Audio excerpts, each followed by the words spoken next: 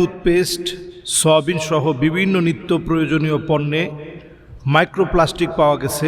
এই মাইক্রোপ্লাস্টিকগুলোর কারণে ক্যান্সারের ঝুঁকি রয়েছে। ছোট ছোট বাচ্চারা টুথপেস্টগুলো খেয়ে ফেলার কারণে ক্যান্সারের ঝুঁকি দিন দিন বেড়ে যাচ্ছে। এবং দেখা যায় যে আমাদের বাচ্চারা শুধু এই টুথপেস্টগুলো খেয়ে ফেলে না, অনেক অংশই খেয়ে ফেলে। তো আশ্চর্য বিষয় হচ্ছে যে বাচ্চাদের জন্য যে মেরিল বেবি যে টুথপেস্টটা আছে, এটার ভিতরে প্রচুর পরিমাণ মাইক্রোপ্লাস্টিক পাওয়া গিয়েছে। অন্যান্য যেগুলো আমরা সবসময় খুব ভালো মনে করে ব্যবহার করতাম, এই হোয়াইট প্লাস সহ আমরা যে মেসওয়াক নামে একটা টুথপেস্ট আছে সেটাও আমরা ব্যবহার করতাম। ক্লোজ আপের অনেকগুলো ভেরিয়েন্ট আছে যেগুলো আমরা ব্যবহার করতাম। এই সবগুলোর ভিতরেই প্রায় মাইক্রোপ্লাস্টিক পাওয়া গিয়েছে, অল্প কয়েকটা ছাড়া।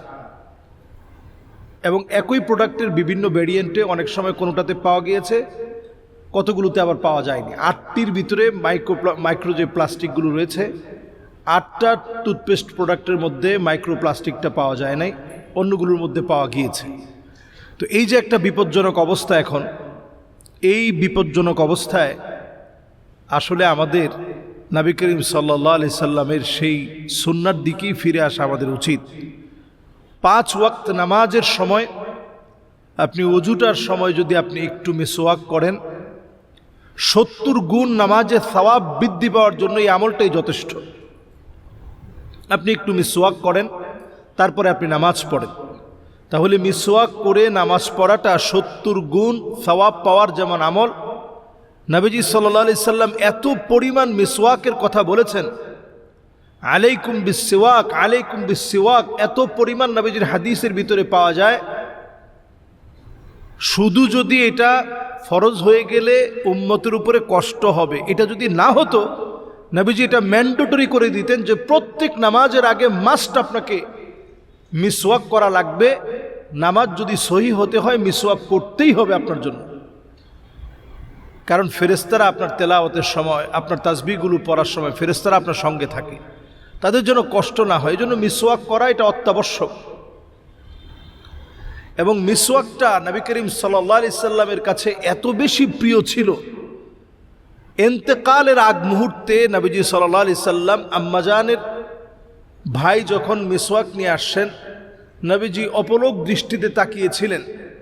আম্মাজান আয়েশা বলেন, চিবানোর শক্তি তখন নবীজির মুখের মধ্যে তখন চিবানোর শক্তিটা ছিল না, যে দাঁত দিয়ে চিবাবে সেই শক্তিটা নবীজির কাছে তখন নাই। নবীজি ফেল করে তাকিয়ে আছে মিসওয়াকের দিকে। আম্মাজান এই মিসওয়াকটা চিবিয়ে দিয়েছেন। ওই চিবিয়ে দেওয়া মিসওয়াক দিয়ে নবী করিম সাল্লাল্লাহু আলাইহি সাল্লাম তিনি মিসওয়াক করেছেন।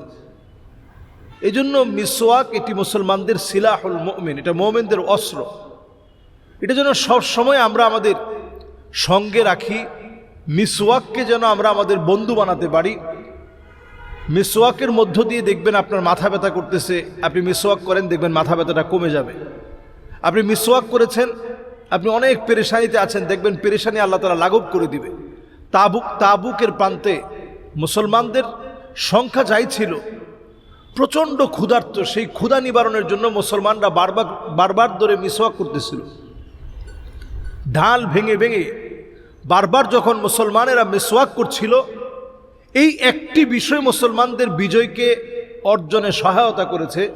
তারা দেখেই ভীত সন্ত্রস্ত হয়েছে যে মুসলমানেরা এইভাবে বারবার দাঁত ধার দিচ্ছে, তারা যে কোনো মুহূর্তে আমাদের উপর আক্রমণ করতে পারে। আসলে মুসলমানদের দাঁত ধার দেওয়ার অর্থ হচ্ছে যাতে করে আপনি এই মিসওয়াকের মধ্য দিয়ে আপনি অভ্যস্ত হতে পারেন। মিসওয়াক আমাদেরকে ইবাদতে অভ্যস্ত করে। মিসওয়াকটা আমরা ব্যবহারের ক্ষেত্রে ব্যবহার করে এভাবে ফেলে রাখবো না। মিসওয়াকটা আমরা দাঁড় করিয়ে সোজা অবস্থায় রাখবো, যাতে মিসওয়াকটা সোজা থাকে। এবং মিসওয়াক ধরার একটা নিয়ম আছে। এখানে মিসওয়াকটা থাকবে, এই আঙ্গুল দিয়ে যখন আপনি এইভাবে মিসওয়াকগুলো করবেন, মিসওয়াকটা করবেন, আপনি দেখবেন খুব রিফ্রেশ লাগবে। এতে করে ক্যান্সারের ঝুঁকি সহ এখন যে মাইক্রোপ্লাস্টিকের যে ভয়াবহ একটা আতঙ্ক আমাদের মধ্যে বিরাজ করছে, আবার আমরা যদি সুন্নার দিকে ফিরে আসি তাহলে এই আতঙ্ক থেকে আমরা যেমন বাঁচব, আমরা নানা রকমের অসুস্থতা, নানা রকমের দুশ্চিন্তা, ক্যান্সারের মতো ঝুঁকি, এগুলো থেকে আল্লাহ তাআলা আমাদেরকে হেফাজত করবে। আল্লাহ তাআলা আমাদেরকে সুন্নাহ মেনে আমল করার তৌফিক দান করুক। আসসালামু আলাইকুম ওয়া রাহমাতুল্লাহি ওয়া বারাকাতুহু।